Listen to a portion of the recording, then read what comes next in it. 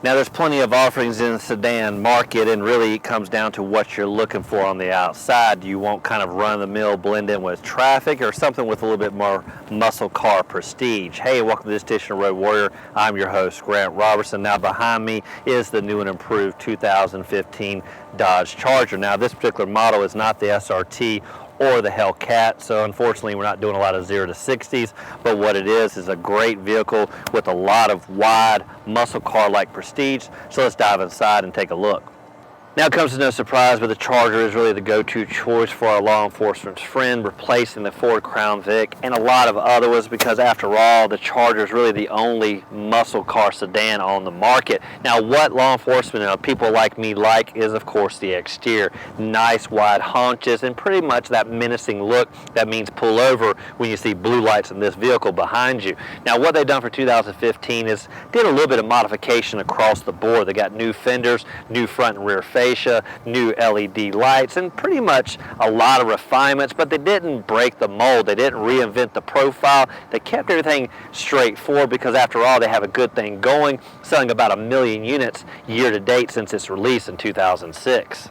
Now when it comes to full-size sedans, bigger is better, and really the Charger separates itself from the pack. Now by the numbers, it measures in just under 200 inches with a very stretched wheelbase at around about 120. Now for comparison's sake, that is almost comparable to a full-size Tahoe.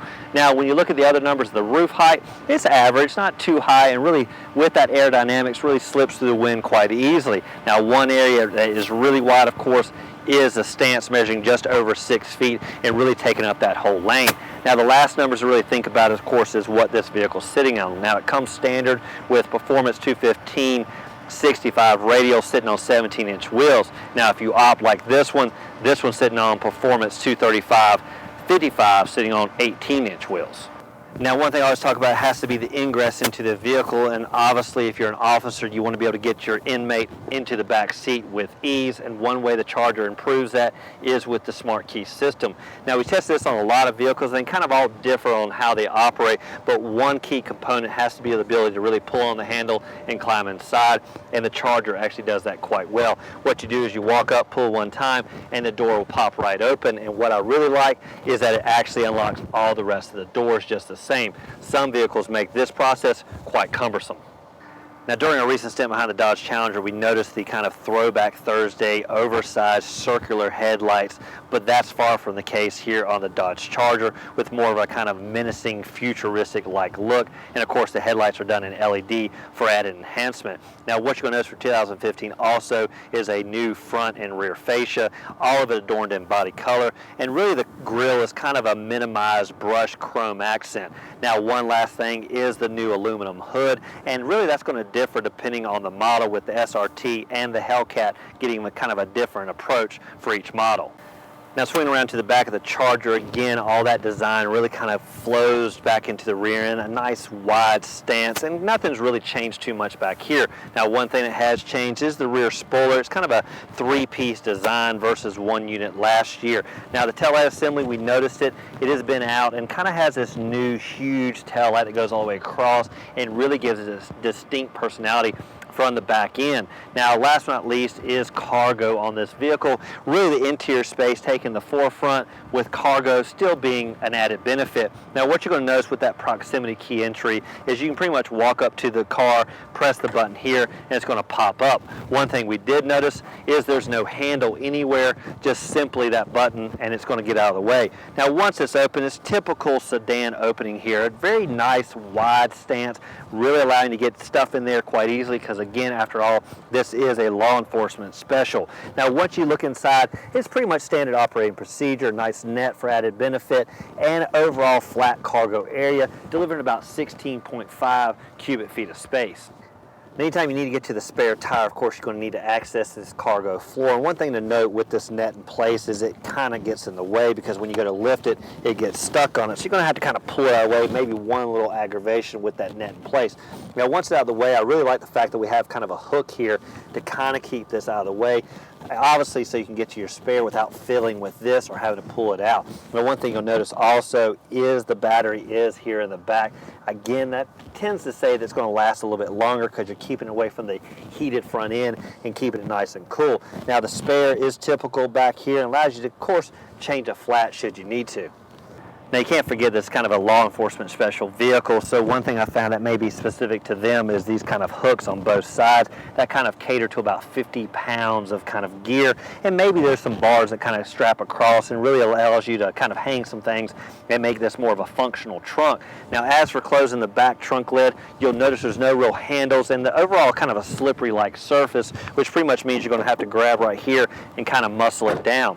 Now as for backup safety, this particular model only came with the backup sensors that connected with the kind of audible like device noise, pretty much sensing anything in the way. As for the backup camera, it wasn't a standard feature on this particular model. Now with any muscle car like this, there's got to be kind of maybe equal power under the hood, and what I've noticed across the board is obviously Dodge can deliver it, but why not deliver something the average folk like me can drive? And that's what they did with the 3.6 liter V6 24 valve engine. Now this isn't the Hellcat or even the SRT, which is really fine by me because I want decent power, but I want great fuel economy just the same. Now by those numbers, it's going to deliver around about 292 horses and 260 foot-pounds of torque, and really for me that was plenty of power as I've driven the full Hemi model, so I know what that can do, but really the V6 was the go-to choice and really matched this vehicle quite well. The Charger differs definitely from the outside from the average run-of-the-mill sedan, but on the inside it's still totally different. It comes down to that overall size we talked about, those 120-inch wheelbase really stretching this platform and really delivering interior space. Now when you look at the legroom numbers, one of the most important aspects to me, that is a key feature really when it comes to the bigger is better attitude. Now by those numbers, you're looking at about just over 41 inches up front, really kind of average and maybe just standard positioning up front. But what's in the back is really above standard, going over just about 40 inches of legroom. Now what that means is that's plenty of legroom back there, so maybe if the occupant in front is a little bit taller, they can squeeze into the back just a hair and really not going to compromise space or comfort across the board. Now one area of major improvement is right here in the gauge cluster and of course that oversized digital display. Now what's interesting is that display is actually bigger than that on the dash, about 7 inches, and that can really be kind of fine-tuned to what the driver is looking for. In our case, we have the speedometer really right there, but you can toggle through other information like tire pressure and of course fuel economy as you're going down the road. Now to the right is the oversized speedometer if you want to go old school, and of course the tach if you want to watch those RPMs.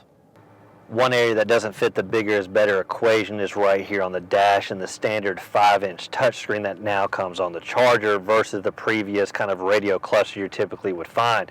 Now you're going to find this 5-inch kind of display that is touchscreen and a little bit small. Now obviously this kind of cutout area is what's going to house the full 7-inch and maybe looks a little bit like my teenage years, what I call awkward, because this doesn't look seamless, kind of looks like it's just shoved in there, hoping that people will kind of upgrade to the other model.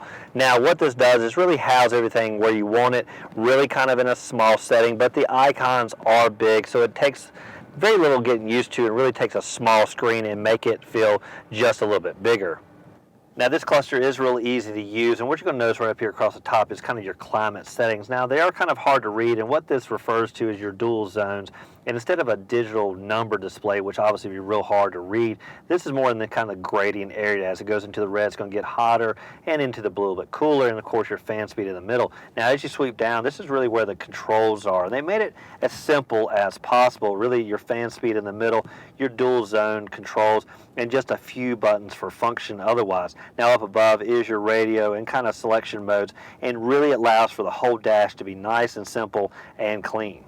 Now the Charger came coupled with an 8-speed automatic transmission and with this kind of nice oversized gripper right here. Now it does have a manual-like mode. You toggle it over and really kind of allows you to shift and kind of that manual feeling, really kind of add a little bit more spunk to your driving. Now this did not come coupled with the paddle shifters, but that is an option. Now up in this area right here, what you're going to find typically are the USB connections, SD drives and all that, but really this is more or less storage with only this one power supply right here. Now right here you're going to find a kind of a coin area. This may sound trivial, but the best part I like about it is the ability to kind of remove this little plastic area, dump it out, clean it, and really put it back, helping, you know, kind of keep this car nice and clean. Now as for the cup holders, they actually have a cover here, kind of making this whole area nice and seamless when you want it to be, but when you need the cup holder, slide it back. And they have dual options right here with this kind of nice little void, really allowing you to kind of put a debit card there, a phone, pretty much making life a little bit simpler and finding places to put items.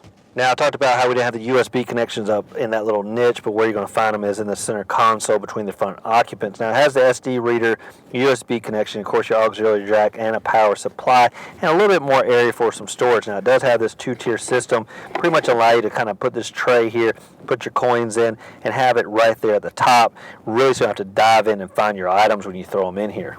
And that does it for this edition of Road Warrior, and a test drive behind the wheel, the 2015 Dodge Charger, or what we refer to as our police special. Now under the hood it wasn't the Hemi, but it was a decent powered V6, and really a go-to choice in my opinion, because it still had plenty of get up and go. Now don't forget, this is a full-size model, which meant there was great interior comfort, especially in that legroom area, and heck, don't even forget about that cargo space, because it had plenty of offering just the same. Now as always, thank you for watching this edition of Road Warrior, and as always, keep both hands on the wheel and out straight ahead.